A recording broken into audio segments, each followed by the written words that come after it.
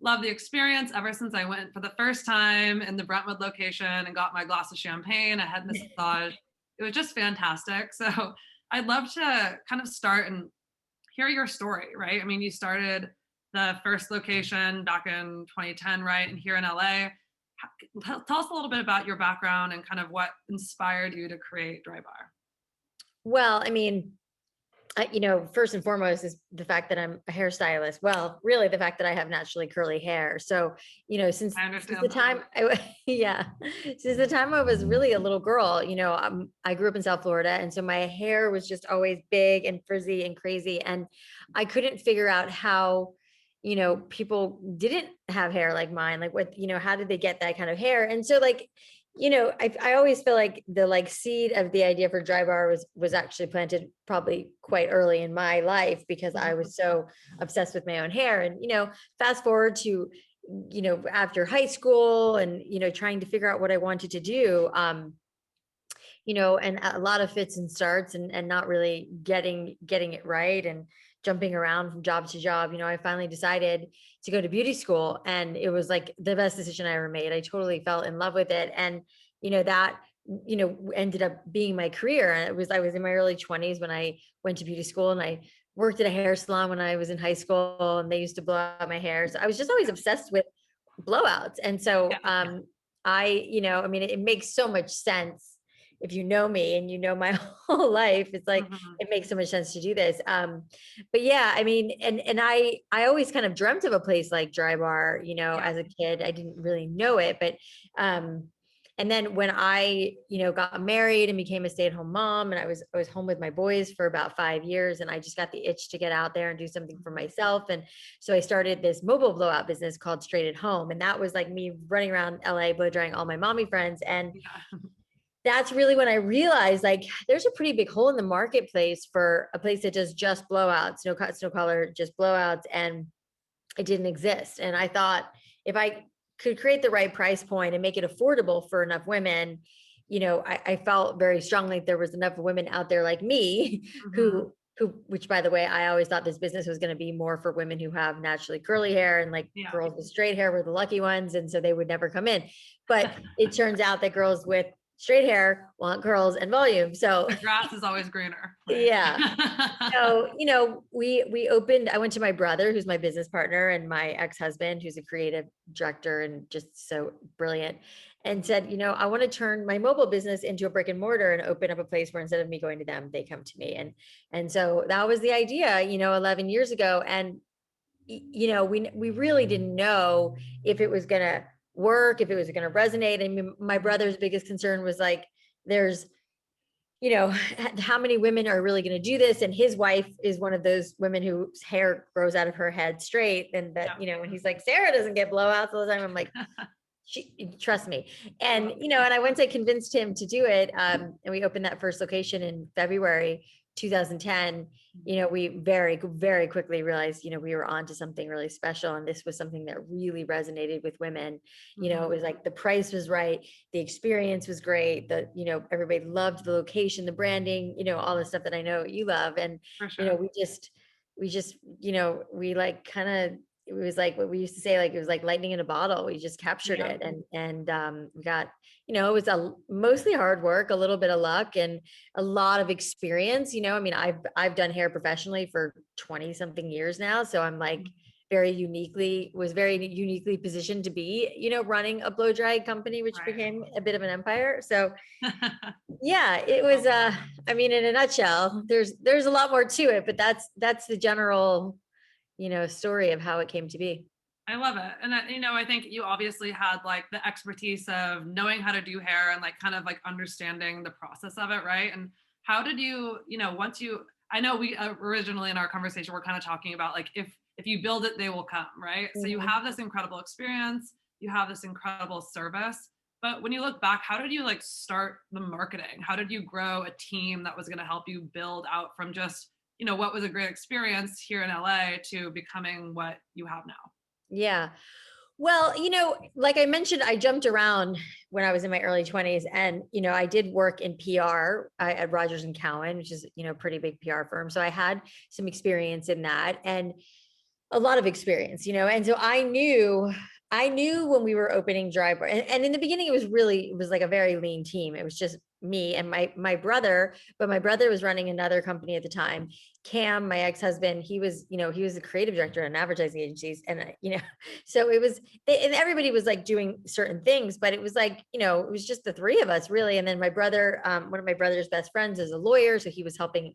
I mean, I spent hours and hours on the phone with him trying to figure out like how to navigate the cosmetology board and a million other things. And my brother loves to like lament on how much time he spent on the phone with AT&T trying to get our phone service. I mean, it's just, it's the very unglamorous stuff, but it was just, we was the three of us doing it. Cam, my ex-husband, he would work on the website like after the kids went to bed from like 9 to like midnight. I mean, it was a push, and we didn't have the money to like hire people, and we didn't know what this thing was going to be and if it was going to work, so that we didn't really put a team together. But we did have that between the three of us, so much foundational knowledge of Michael also worked in PR for a while, so he knew PR. Cam and Michael both were like marketing geniuses, so in that way, which is part of like the lightning in a bottle and like having all these things, it's like, and that was also part of like why we didn't worry that much about competition in the beginning, because it would be pretty hard to hire a Michael, a Cam, and a me and not have to pay them a bunch of money. We didn't pay ourselves anything for a very long time. And, so that in that way, we were really lucky that we were just, we were really relying on our expertise. I'd spent like a lifetime, doing hair and working in salons. And so I knew that piece of it. And Cam was so brilliant at the branding, and, and we hired a local PR firm. I hired a girlfriend of mine who ran a smaller PR firm here because I knew we needed it, but I knew we were going to get press because we were a brand new concept. And so, it was like, anything that's like brand new and revolutionary always like garners press no matter what. But I knew we needed to hire somebody to facilitate that. It doesn't just magically happen. And so, we did that, and, we spent a lot of money up front as, to do all of that stuff, in terms of like the branding and the packaging and the build out, which my brother's very good friend, this guy, Josh Heitler, who's like an award-winning Harvard architect, who happened to be a friend of my brother's from another lifetime. And Michael called him and said, "Hey, Josh, my little sister has this idea for a hair salon." He's like, "I know you normally build like multi-million-dollar hotels and homes, but would you like do this?" And he said yes, and we had to give him a little bit of equity to get him on board because we couldn't afford him. So it was like, pulling those levers. And it's, it's something that I talk about quite often and advise people, like, use your network. You'd be really surprised how many people are, in your network or know somebody in your network who can kind of help you with these things. And and that's really what we did. And, we almost, I mean, we did run out of money before we opened up that first store, and it was not easy, but we were pretty scrappy. And I think that's kind of how you have to be in the beginning, which I'm, very much experiencing again in this, my new jewelry business, Beckett and Quill. It's like, oh man, it's like starting over, Yeah. Here we go. But it's exhilarating. Again. Yeah. I love it. Yeah, we'll get into that soon. And you mentioned, the PR, some of the marketing tactics you were using. A lot of the theme of today's conversations have been the age of influence, right? Obviously, things have changed a lot since 2010, but what kind of role has like social media, brand ambassadors, influencers been in the journey for, how big DryBar has become today?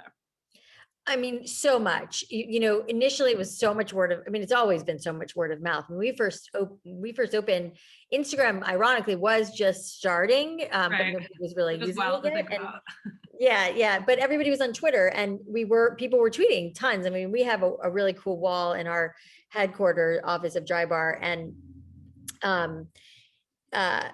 it's a whole wall that has all the different tweets that people tweeted in the early days. It's so like great. It's such a cool wall. And, that was literally more word of mouth. Once Instagram caught on, it became more, people were posting pictures of themselves, and all of that stuff was like so crucial and instrumental in growing the business. And it's a hard thing to prove out, and the ROI and how you measure all that stuff. I mean, I'm sure some people know how to do that, but I know that it was largely word of mouth, and that even if someone only had like 300 followers, that was 300 people who were hearing about DryBar. And, now it's so amazing and surreal to me how like everybody just knows DryBar, Mhm.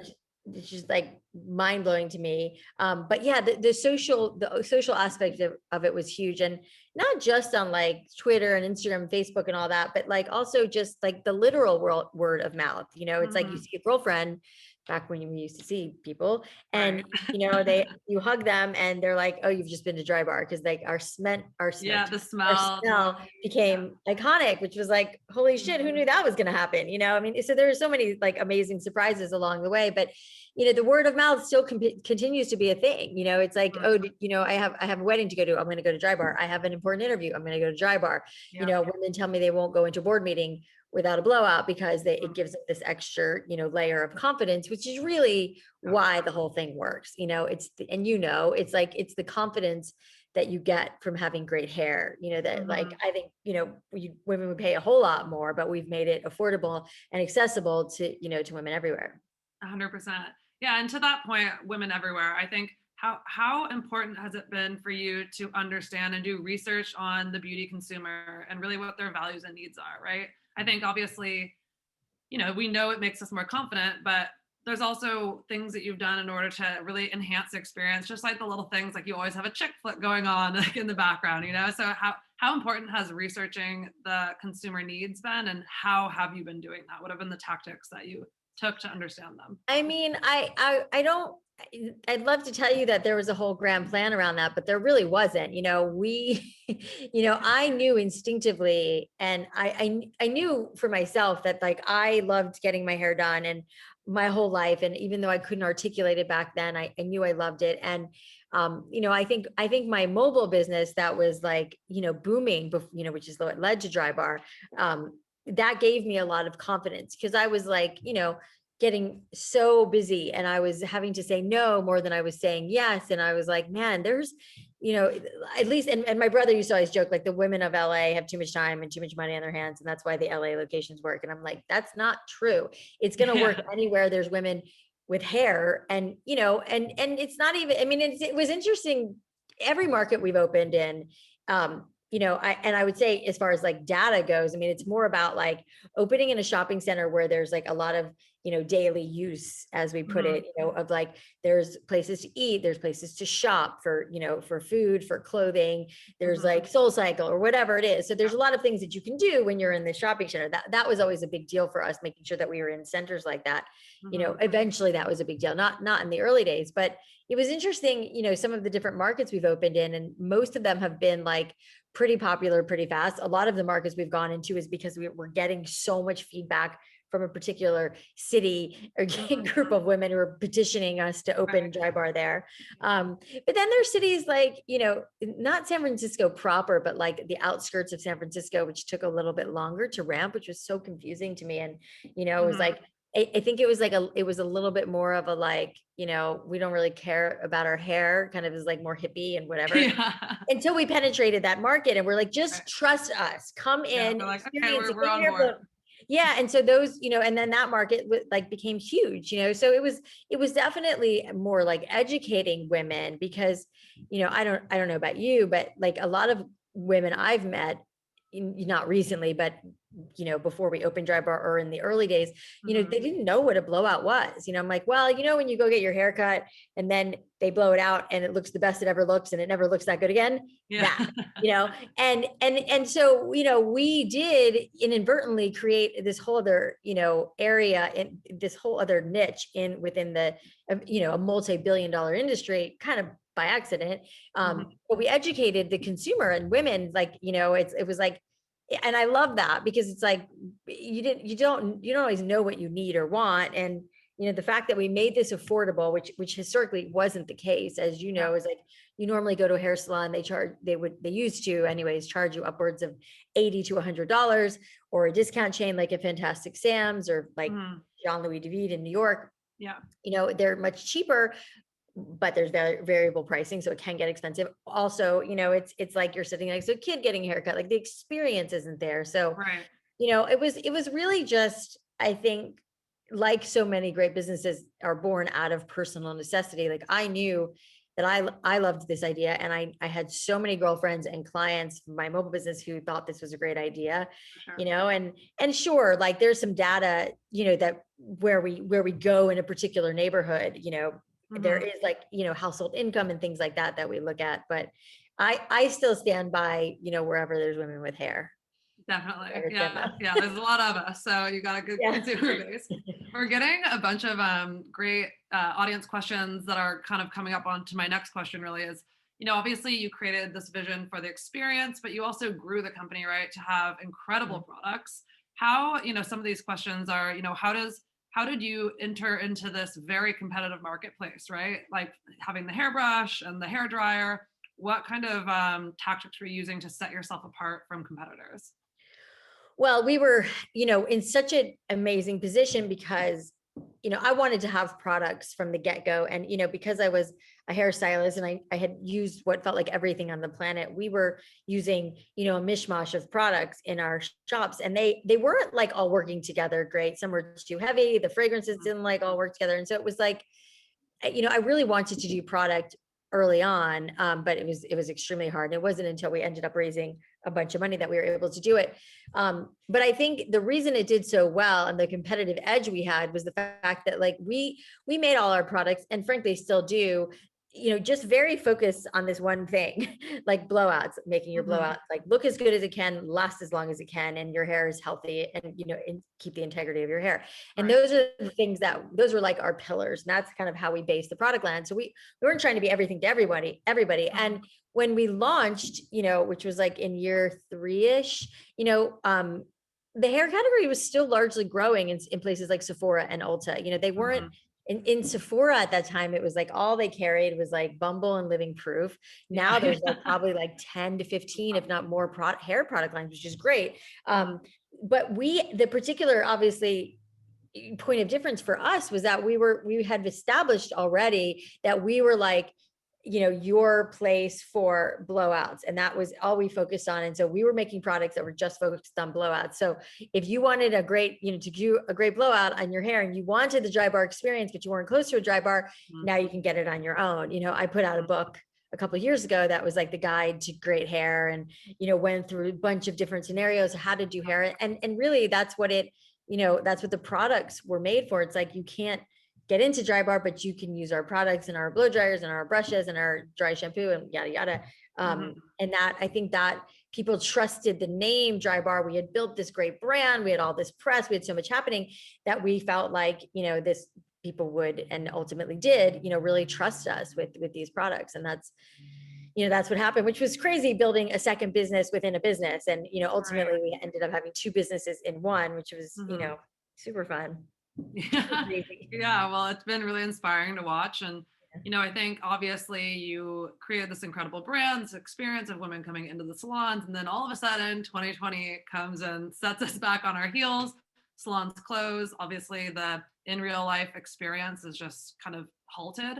What was that experience for you guys? Like, how, as a leader for the company, how did you kind of handle 2020 and the end to in real life? Let's put it that Yeah, I way. mean, other than like hiding my head in my pillow, it was like, like everybody, it was so surreal and heartbreaking. And, at that point we had 4,000 stylists, and it's like, it was just crushing, to have to Mhm. close. I mean, um, and how to navigate it. I think the biggest thing was being as communicative as we could with our our our team, Mhm. on all the levels. It's like, let's stay in touch. So, mentally, and keep everybody updated. I mean, the worst thing I think is like to be in the dark and not know what's going on. Yeah.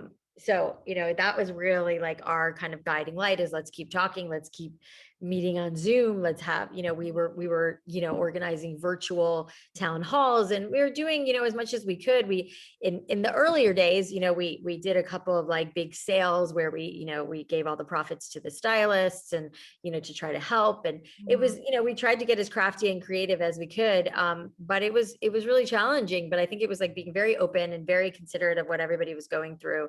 Mhm. And, just trying to like just hold on, until things started to normalize again, which, thank God we are back in that season where we've started opening dry bars and we are busy. People are coming back in Oh, trust droves. me, like the second we and I were talking, you're like, I was probably there like doing someone's hair because I like caught wind that it was open, was like, I'm going.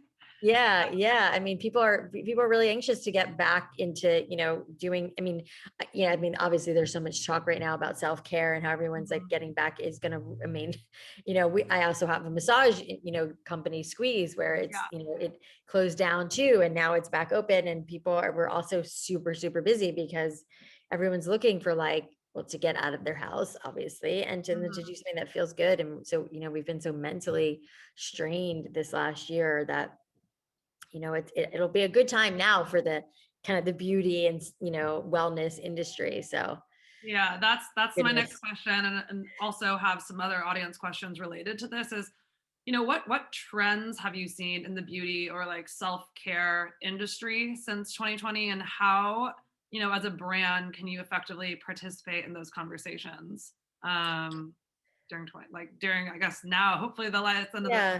the tunnel. Well, I mean, I think it's like, uh, I think that, we happen to be in, I happen to be in industries that are about making people feel better. And I think, a large part of that, which was it there before too, was like the way you treat people and the customer service. And that's always really Mhm. been important to me, and more so now than ever. It's like I think we all need a little extra coddling Yeah. because it's like we're also like shell shocked from like what's happened, and it's just like been so surreal.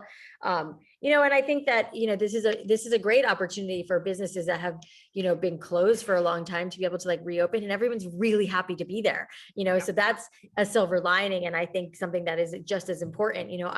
I've always said, well, in with DryBar, like, the blowout's important, and all the ambiance and all the stuff that we've created. But if they're not treated well, if you're not, as a woman, if you come into DryBar and you're not treated really well, like none of the other stuff matters. Mhm. And so that is such a huge thing for us. And we work really hard to create that atmosphere and to hire the right people and train and all of that. And sometimes it doesn't work, but we do our damnedest to make that happen. And I think now more than ever, people want that like comfort. They want that, 100%. like, I want to feel really taken care of when I'm in this space, which, I'm proud to say, I think both of our businesses really do that, to create that, like, we're really happy to see you. We're happy you're here, and we're going to take really good care of you. For sure. Yeah, I love that. So with 2020 now behind us and hopefully, the light at the end of the tunnel, looking towards the future, I think, you've obviously grown from DryBar, have opened up new companies. What, as you reflect, what has been some advice you can tell the audience on staying motivated and creating something new and actually making your vision a reality? Yeah, I mean, I think probably like most people, the first few months for me were very like jarring and hard to find my footing and figure out, what to do and how to navigate and all of that. And then it's like, I mean, the fact that I do yoga every morning before I start my day, I was just never a person that did yoga. But I'm like, maybe it's just because I'm getting older too. It's like I need to like move my body, stretch my body. But it's more of like the mental component that that Mhm. has really helped me. And I think like a lot of people, I'm going on walks more, and I'm just being outside more, and all of that stuff. Like I think that mental part really contributes to frankly, my creativity. And that for me is like it.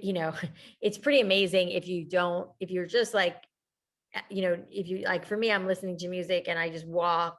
Sometimes I'm on my phone and working, but like that time where I can like think Mhm.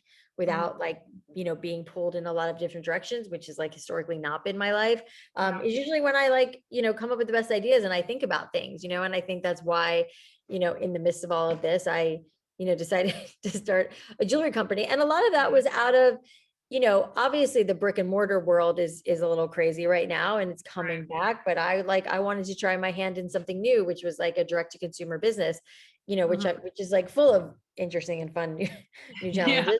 Yeah. But I love it, and I think I think that's like the moral of the story is like Mhm. figuring out ways to like challenge yourself and motivate yourself again. And a lot, it takes a lot of soul searching, which is like the walks and, the time where you like, they say, I read a study recently where they say like we do our best thinking in the shower.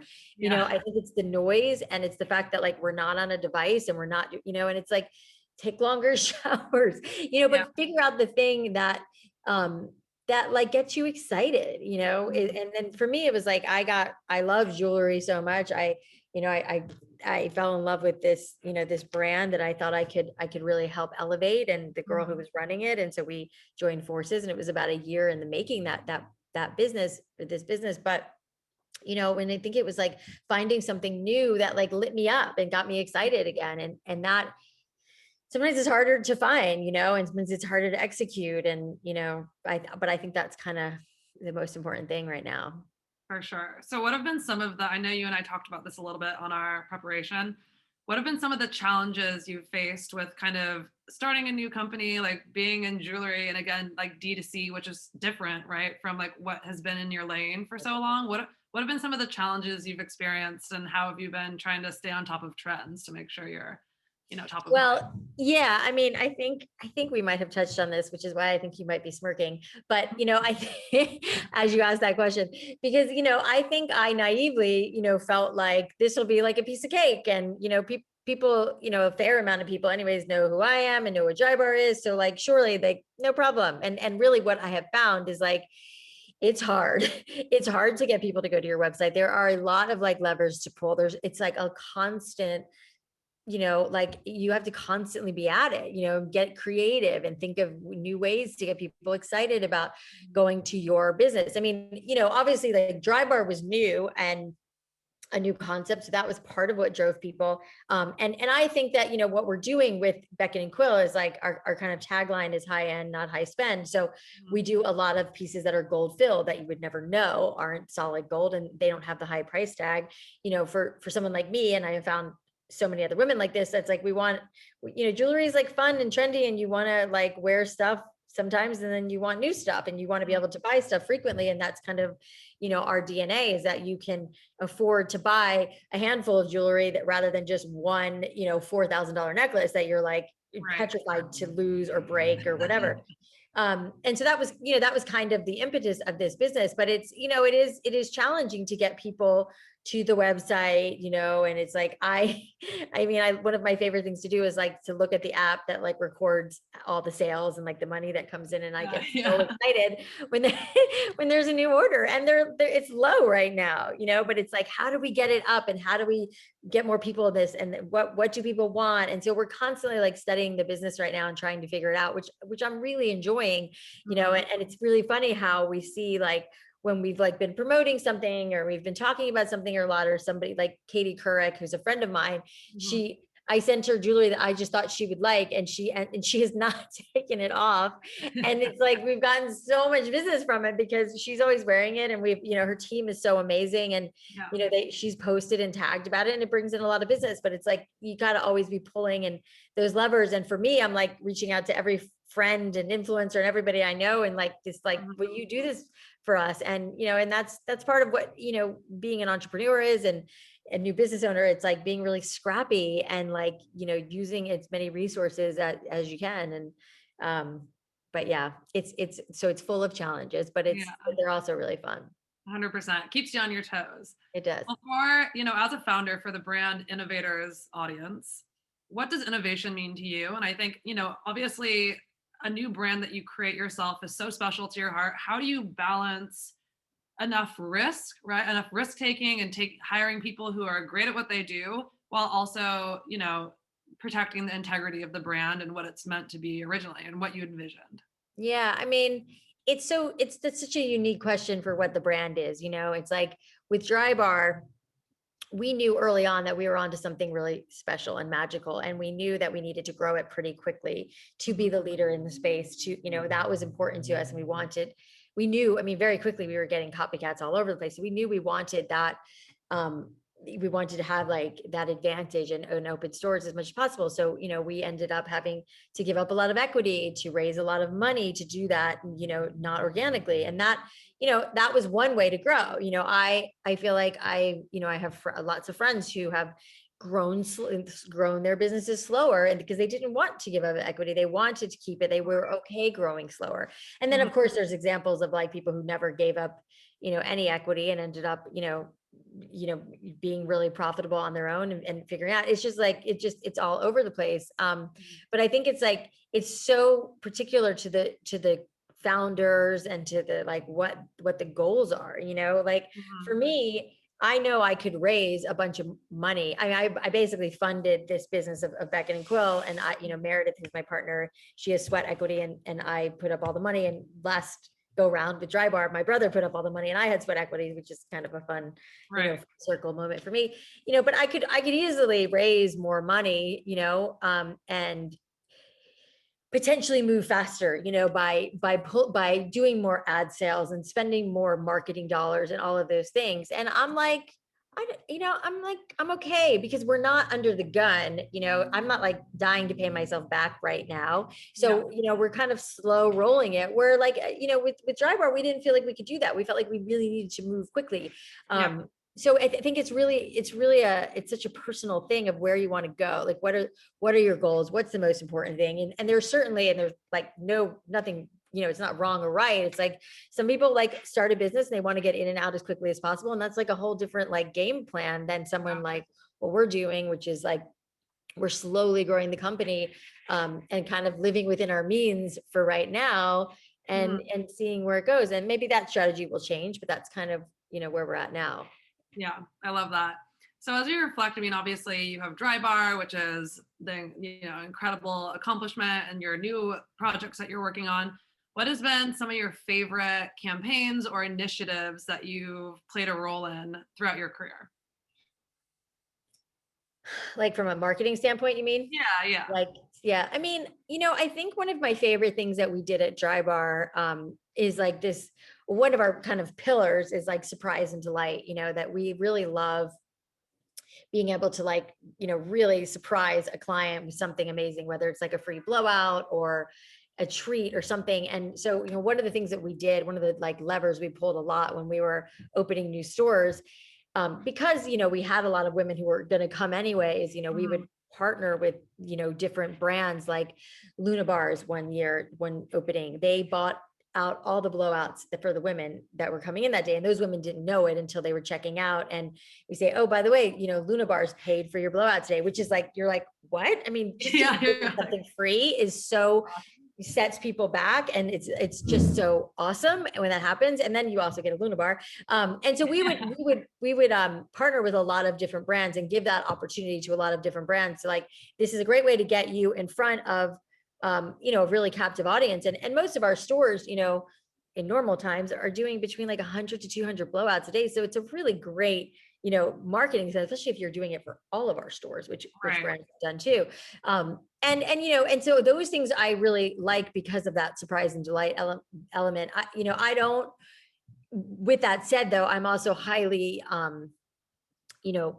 protective, I guess, of our clients. And I mean, we've had so many people come to us to do so many different types of things that didn't feel in line with us, that it Mhm. felt kind of like, we're going to be selling out, or people are going to be annoyed. Like, to Yeah. me, it's like, I think if I'm giving you a free blowout, like, we did a big promotion. We've done tons of promotion with different TV shows like Girls, HBO Yeah. rents it out, for girls. And, it's like, we're going to subject you to watching Girls, but in exchange for that, we're going to give you a free blowout. So it's like, Right. okay, and that's the kind of things that we would do, versus like trying to sell a product or something that isn't in line with what we do. I never would do that. But that surprise and delight element was always like something I really liked, because it was so, um, it was just so unexpected, and it made people feel so good. And Yeah. I mean, there's gosh, now that I think about it, there's so many things we did these like blowout scratcher cards, which is, I guess, a little bit of a play on like the lottery things, where you'd win like a free dry shampoo or a free blowout. And I think we gave away like a year's worth of free blowouts to somebody too once, and that Mhm. was super fun. And we've done, we've had a really great marketing team. We've done a lot of great, initiatives and things that, are really fun, that I think help to continue to create brand loyalty. For sure. No, you've done an excellent job at that for sure. And I think like you were mentioning getting people to your website, finding new audiences. I think one of the things that everyone's kind of been talking about is how do we reach new audiences, particularly Gen Z. Everyone's moving so fast paced. There's all these new platforms like TikTok and Clubhouse. Has that been something that you've been focusing on, staying on these trends and reaching these younger new audiences? Yeah, I mean, sort of. I think that's something that we need to do. I mean, I think that's we do have a younger girl who's like on our team who's like we've like kind of charged her with TikTok because like TikTok is just like I'm like I don't understand it.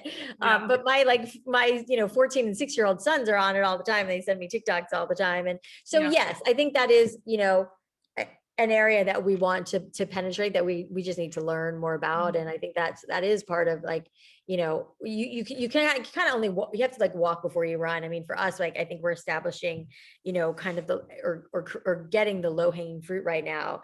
But I do think that like even with our jewelry company, like, we have the potential to have a lot of like younger clients. We got to figure out how to reach them, which we haven't done yet, but we will. So I think it's like, and I think that's part of like, like I made a joke, but it is about hiring, people who are potentially younger or more tech savvy or whatever it is that are more in touch and have some sense of that stuff that's going on. I mean, it's really been, it's something that's been a theme throughout my career is like hire people who are good at what you're not, hire people who know what you don't. It's like I can try to learn that world, but like I'm just not going to know it as much as someone who lives in that world. So, bring that person on your team, and that's kind of always been our philosophy of like growing and scaling DryBar. Like we need people who know how to do that, and we don't, So yeah, I mean, I think we'll just continue to keep, watching and learning and growing. Yeah, I love that. Oh, here's Chris. I was like, I have a few Dun, more dun, dun, dun. questions Always that I here can for get. the fun. Well, let me ask one quick question just because I was very interested. Alli, first of all, thank you for coming on today. You're such an inspiring story as an entrepreneur. I actually started digging into your website for Squeeze. Tell me about the impetus of that. That's such a cool story. Yeah. Well, so my brother, who I mentioned, him and I grew up, like our parents were always getting massages. We loved the massage. We loved getting massages. Like who doesn't? And we were very exposed to that at a young age. And as we got older and, Michael in particular was like, really frustrated because he would go to like, whatever place he was going to, where it's like, you have to, most of the chains, like you have to call several of them to make an appointment. And then when you get there, the customer service isn't great. The decor isn't great. The massage therapist is very hit or miss. I mean, it's just like a crapshoot really, which is very similar to the whole it's similar to the whole with DryBar. It's like with DryBar, it was like you either went to a traditional salon or a discount chain, but nothing in the middle. The massage space we felt was the same way. It's like there's spas that are charging you $300 for a massage and also hit or miss, or there's, the discount chains that are very hit or miss. Yeah. And, we felt like there was a real opportunity to do what we had done with DryBar with Squeeze. And we used the same founding team, the same architect I talked about, Cam, my ex-husband, Michael. And then we brought Brittany, who was our head of marketing at DryBar, over to run Squeeze. And she's the CEO and she's done a phenomenal job and obviously has taken a lot of things that worked and didn't work and applied them to Squeeze. But the biggest differentiator of Squeeze is that it's a brick and mortar. So you go to the location for an actual massage, but everything is on an app. We took about a year, if not more, to develop this app. It's highly specialized. So you book on the app, you tip on the app, you pay on the app, and everything is like very customizable that you can only pay on the app. So you walk in and you get your massage and they know all of the stuff that you want. It's very intuitive. And when you get on the app, you like say the parts of the body that you like worked on and that you don't like worked on, and you want more pressure here and less pressure here, and the music you like, and the AC temperature, and the bed heated or not, oil or lotion, like all these questions. And so when you walk in, they know all of your stuff.